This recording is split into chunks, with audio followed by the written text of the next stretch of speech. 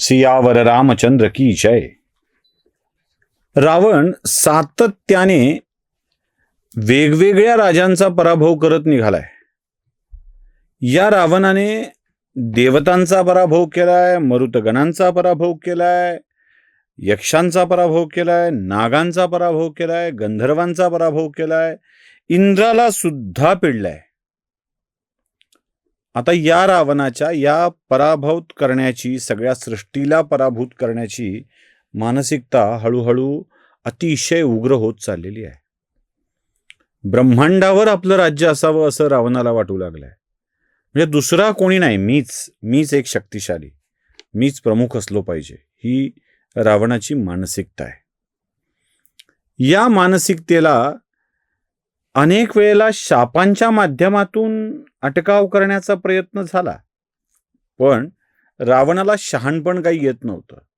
नलकुबेराने दिलेला शाप, वेदवतीने दिलेला शाप, या सगळ्या शापांची आठवण रामाला सगळे करून देत होते की तू लक्षात ठेव. म्हणजे इतकंच नाही तर अनरण्याने शाप देऊन सांगितले की माझ्याच कुळातला तुझा विनाश करेल.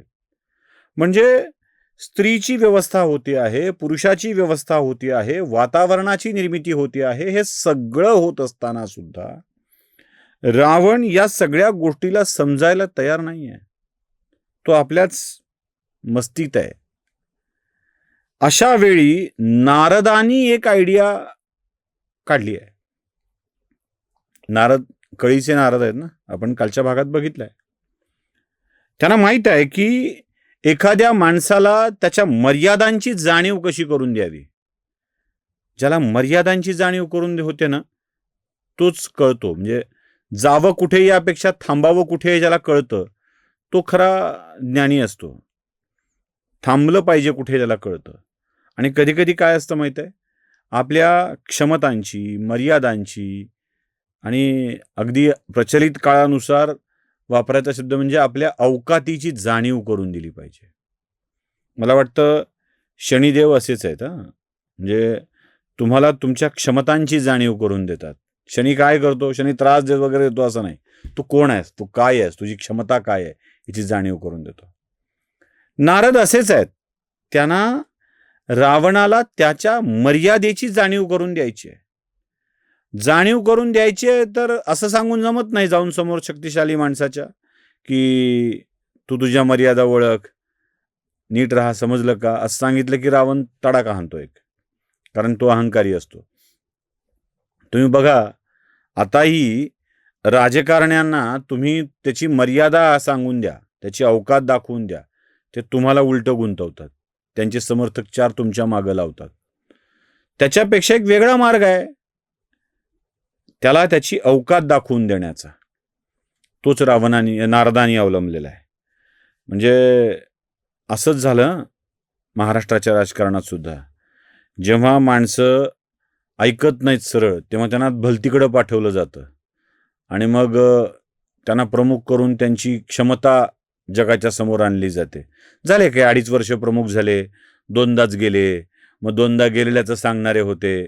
रावणाला असं कधी कधी पाठवावं लागतं कुठे कुठे बाहेर, आणि पाठवलं की त्याला कळतं की आपली काय क्षमता आहे ती. नारदांनी काय केलंय?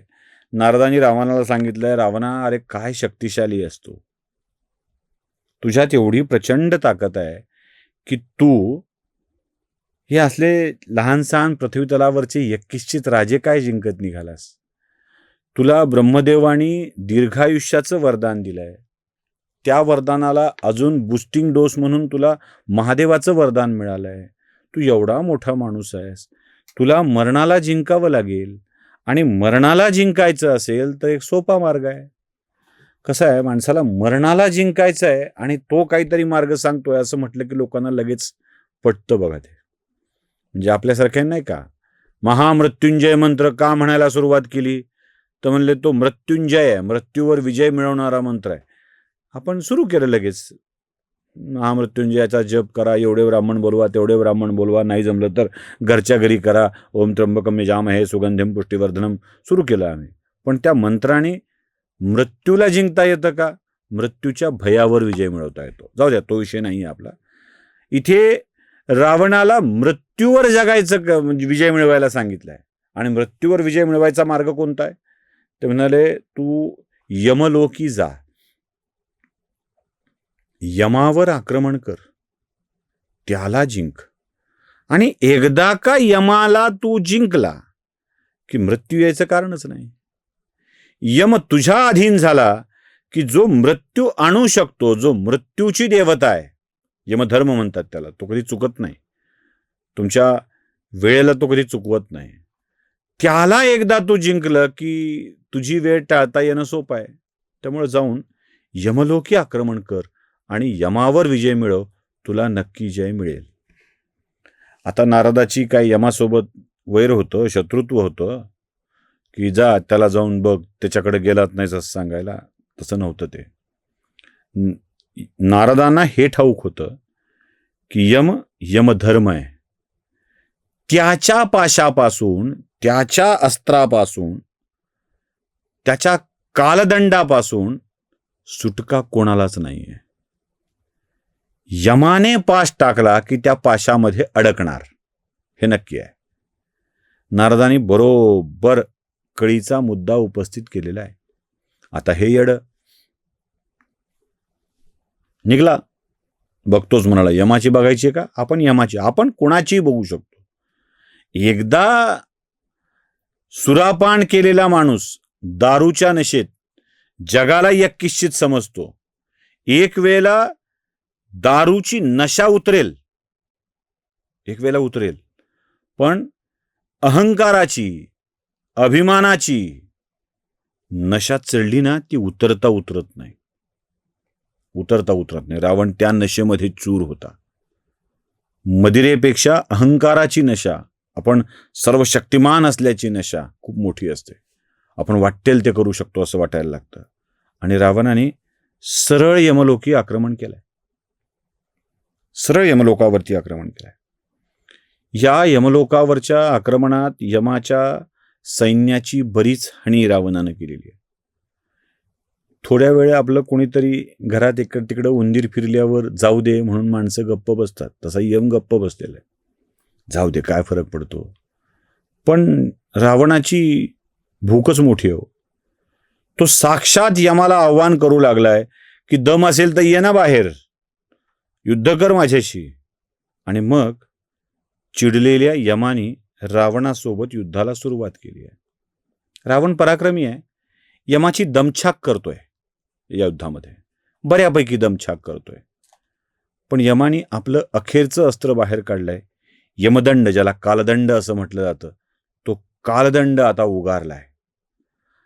या कालदंडाचा वार कधीच रिकामा जात नाही.